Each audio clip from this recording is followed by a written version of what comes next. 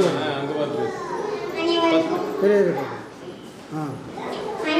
வணக்கம். என் பெயர் ராகவர்த்தினி. நான் 3ஆம் வகுப்பு படிக்கிறேன். நான் இன்று மகாகவி பாரதியார் அவர்களை பற்றி பேச வந்துள்ளேன். மகாகவி பாரதியார் ஒரு தமிழ் கவிஞர், சுதந்திர போராட்ட வீரர் மற்றும் சமூக சீர்திருத்தவாதி ஆவார்.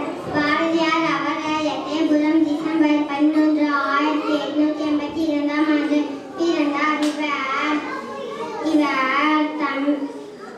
இவர் தந்தையின் பெயர் சின்னசாமி ஐயர், தாயார் பெயர் லட்சுமி அம்மாள்.